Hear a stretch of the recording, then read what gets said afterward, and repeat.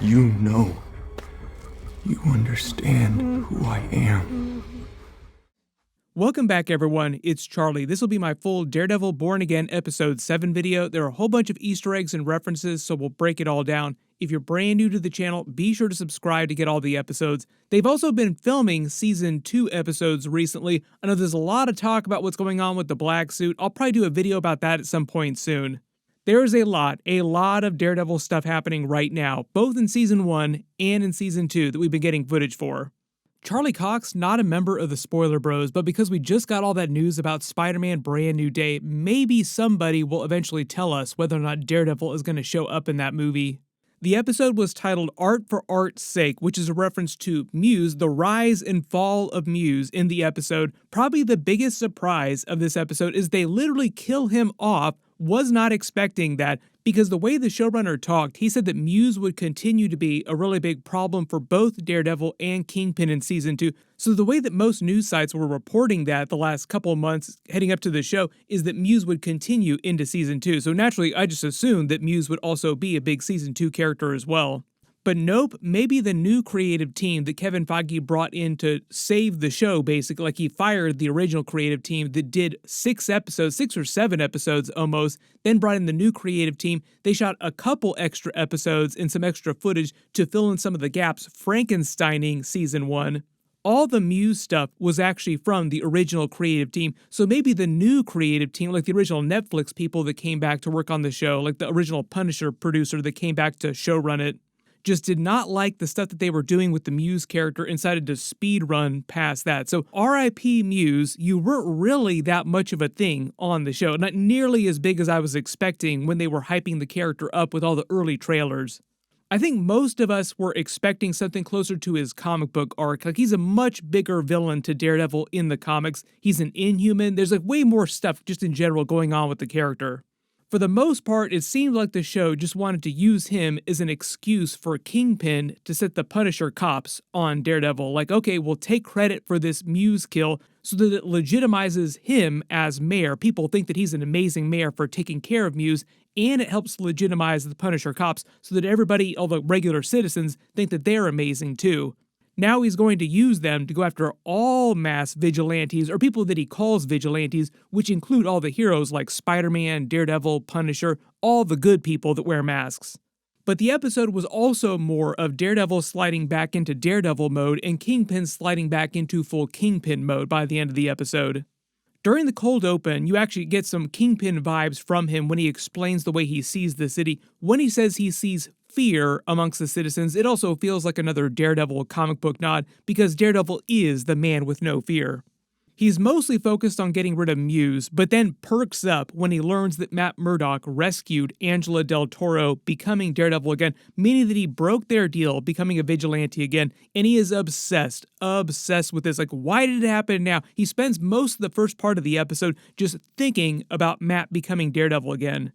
To be fair though, Kingpin has also kind of broken their deal too on his side of things. He slid back to his old ways with his torture basement and everything he was doing with Adam. Also with the way he dealt with the police commissioner blackmailing him, and what he's probably going to be doing with the port project with Red Hook and all the rich people in New York City. By the end of the episode, he also pulls another Kingpin move, having Buck Cashman, who he confirms used to work for him when he was still full-on Kingpin of crime, killing Luca while he calmly ate his dinner. Thank you, Buck. Very, very Kingpin way to take care of someone. Have somebody else, your underling, kill someone right in front of you. Technically, though, he was behind him while he was eating his dinner.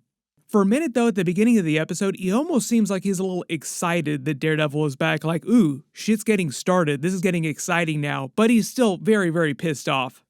I think part of the idea, too, is that he feels like Matt becoming Daredevil again somehow justifies what he's been doing, giving into his darker Kingpin aspects. We go to Angela's hospital room, seeing her have PTSD flashbacks. She also remembers Daredevil's voice. We don't know that she's connected the dots and figured out that Matt is Daredevil, but it seems like she's about to figure that out too. Heather Glenn also kind of seems like the similar thing happens to her too, where she starts to connect the dots and then seems like she actually figures it out, but doesn't say it out loud. Pretty much at any given point during any Daredevil season, the people immediately around him, like in his orbit, all figure out that he's Daredevil one way or another. Either he tells them or they figure it out on their own. It always winds up happening. So they all don't know now. Like Kristen McDuffie is the next one too. Like she's probably eventually going to piece it together. But then we go to Matt, recovering after saving Angela, seeming a little disappointed in himself. Like he seems kind of sad that he's gone on full Daredevil again. Like, I did it. I wasn't supposed to do it, but I did it. But then literally and metaphorically perks up and enjoys him some shower sex. But who doesn't enjoy them some shower sex? She starts to question his whereabouts, lying about where he's been, why he has all these weird mystery bruises. This all feels like it's building towards her, piecing things together, figuring out that he's Daredevil. But at least at this point, she hasn't got that far. She just feels like he's messing up their good thing that they have together. Like you're messing up all the good stuff in your life. He starts talking about his quote-unquote previous life, but he's really talking about being Daredevil, like he used to be Daredevil, but talks about it in a very roundabout kind of way without coming out right out and saying, I used to be Daredevil. I think the idea here is that they don't want her to come off being a total idiot. They kind of went through this with Karen Page during the original Daredevil Netflix series, where she eventually did piece things together, and then he just came right out and said it to her face, like, I am Daredevil. I don't think they want to drag out the whole identity reveal quite as long, the same way they did the original time. Like, how long can the love interest go without actually learning about his secret? He's not lying, though, when he says sometimes his current lifestyle feels fake, like trying to pretend like he's someone else, that he's not Daredevil. Daredevil is his truest self, so he won't feel right until he fully becomes Daredevil again. They joke about him dealing with his unresolved trauma. One great joke, this is a real life thing too, is the saying you probably heard, dudes will do anything but go to therapy or to avoid having to go to therapy. All I will say about that is that it is 100% true. But a lot of these scenes with Heather Glenn are really just to get you to care about the character more so that the Muse attack hits way harder. Personally, I'm not a huge fan of Heather Glenn. Like, I don't really care that much about her. So the fact that season 1 will probably end with the destruction of their relationship, like it'll probably be a casualty of him becoming Daredevil again, like it just will not work out for them. The same way that it drove Karen Page away from Matt for a while. But at least in the case of their relationship, Heather Glenn and Daredevil's relationship, I don't really care that much about her. So the fact that they'll eventually break up, I don't really care that much about it. There are many fish in the sea for Matt Murdock. He will be fine long term. His love life will do okay after this. Plenty of really hot comic book chicks they have not introduced in Daredevil seasons yet. Maybe we can introduce him to Elena Belova. I think she's single right now. Cherry then gets on his case for going full Daredevil again and refuses to help him find Muse. He claims Cherry used to call him specifically to get Daredevil's help back in the day during the original Netflix series, or in between season 3 and present day. There was a time when you were on the force, moments like this. You called me. So it sounds like Cherry was using Daredevil's help before he learned that it was Matt Murdock, because he only learned for the first time on the rooftop when he tried to kill Bullseye. So apparently they've been working together without him realizing that it had been Matt this whole time. Sort of like a Batman situation with Commissioner Gordon, where Gordon worked with Batman without knowing that it was Bruce Wayne. Kingpin then obsesses over Daredevil more, wondering why Matt's put the mask back on now. Buck tries to argue that it's a good thing because he'll take care of their Muse problem for them. Like, why care if you put the mask back on? Who cares? Kingpin then explains the reason why he's still so pissed off is because he's mad about the events of the original Daredevil Netflix series and the way things wound up for him after season 3. So when he says that Daredevil tore down 10 years worth of his business development, he's basically talking about what happened in the season 3 finale. Part of the deal that Kingpin made with Matt to get him to back off was that he would stop being Kingpin of crime, or Matt would come after Vanessa. Then he went about dismantling his entire criminal organization, so he's still pissed off about that. What wound up happening, though, because they didn't explain this when the season started again, but Kingpin actually did not get snapped by Thanos. He spent the 5-year time jump, and they kind of get into this a little bit during the Echo series, but he spent the 5-year time jump after being out of prison, building his organization back up. We got a little bit of that during Hawkeye and a little bit during Echo. It wasn't until the end of the Echo series that he decided to run for mayor again, and that's when he basically took off into the distance, disappeared, and Vanessa took over the criminal organization for him, and then he shows back up saying that he's going to be mayor again. When he tries to argue that Daredevil had him unjustly arrested, that's obviously a lie. It was totally justified. Kingpin internalizes this the way that a little kid would, like he has the emotional fortitude and the emotional clarity of a child. He's basically twisting the truth so that he's always in the right and everybody else is always wrong. He has been wronged by everyone else. Nothing he's ever done has ever been wrong. Buck seems like he's trying to remind Kingpin, though, that now, as mayor, he can use his new above-board resources to go after all vigilantes. Like, you're way more powerful than you used to be as Kingpin because now you're above board. Or you can make it seem like everything you're doing is above board, but really, he's just going full Kingpin.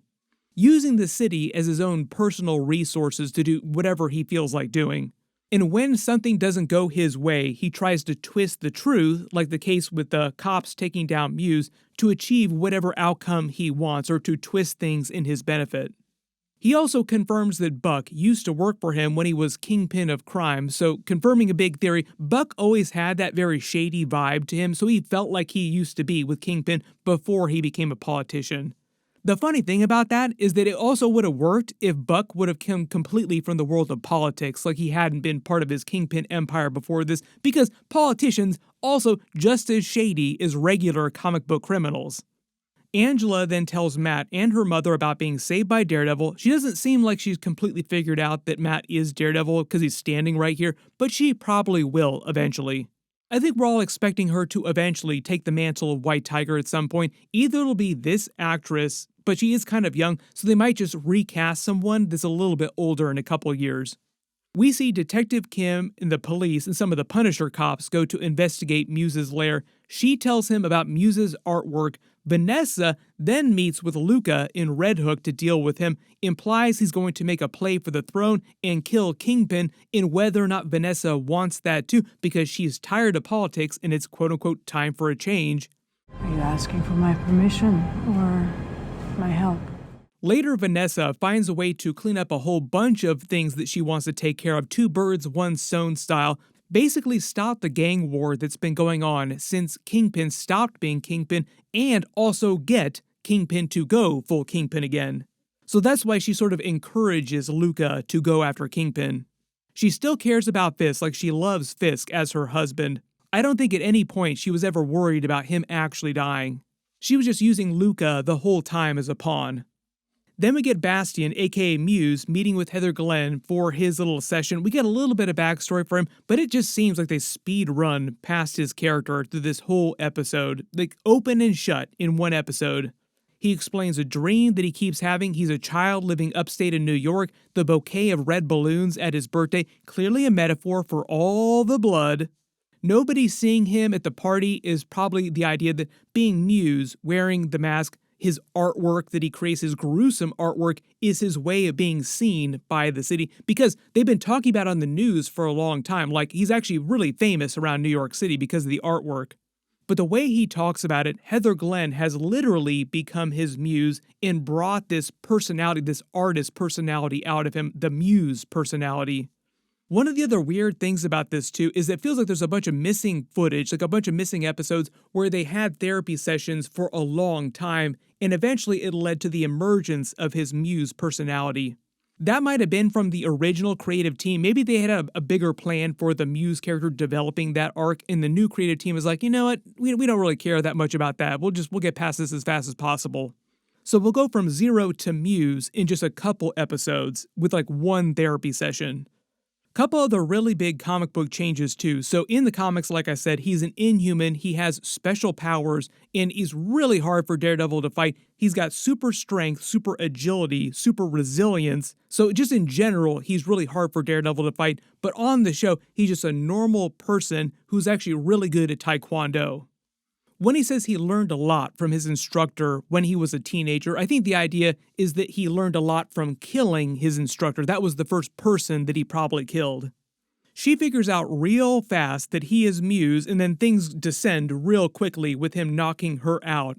When she says anybody that wears a mask is a coward, you kind of wonder if she's going to feel the same about Matt when she figures out his secret, if she hasn't already by the end of the episode. Elsewhere, Kirsten McDuffie starts getting really pissed at Cherry for keeping secrets about Matt. This feels very familiar to the original Daredevil Netflix series, where Foggy and Karen kind of got the same way with Matt because he was keeping secrets about being Daredevil from them. Maybe she will also eventually learn. Like I said, pretty much everybody in Matt's orbit eventually learns his secret at some point or another.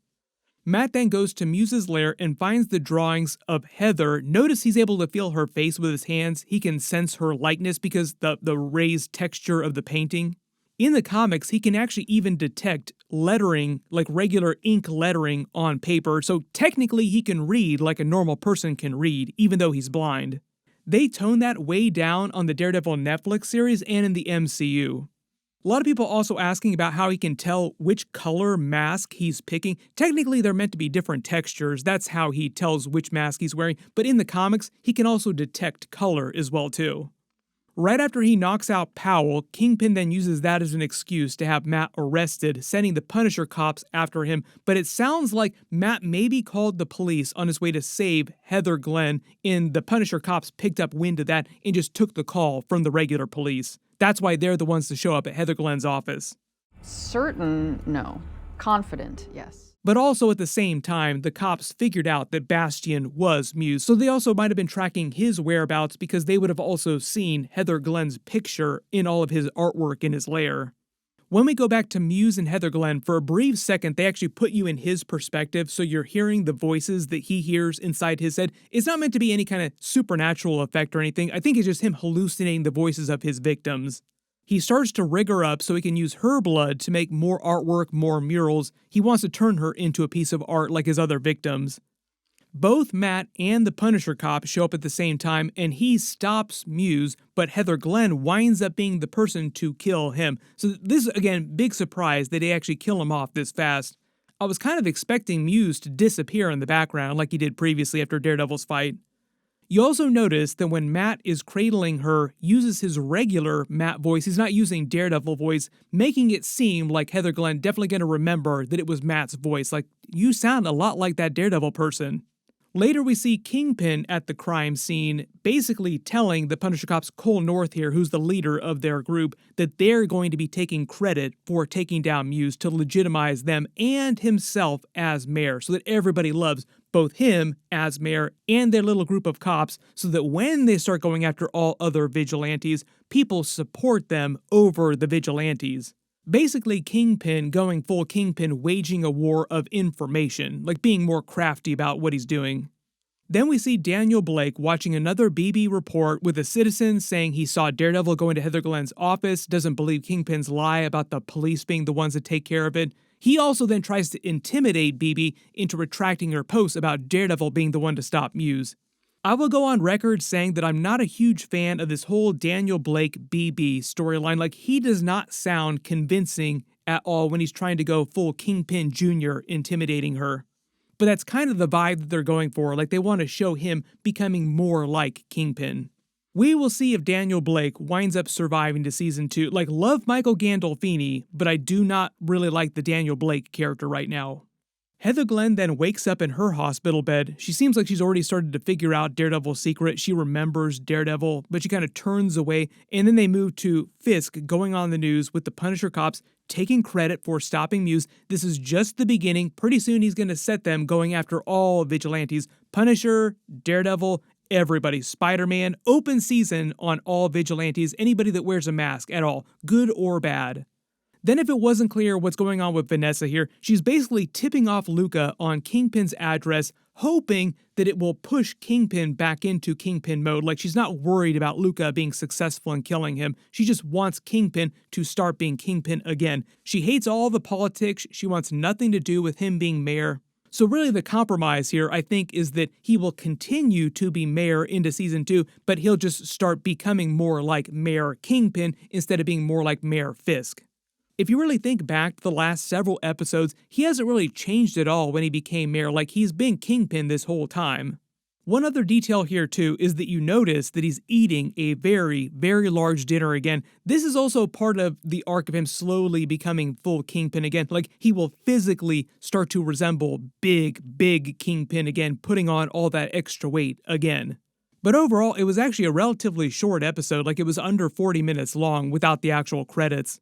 There's only 2 episodes left, so we're probably going to get another Kingpin Daredevil confrontation. We still have more Frank Castle Punisher stuff. He still has to go up against the Punisher cops, so there's still a bunch of footage that we saw in the last trailer that they have not shown in episodes yet, probably in the last 2.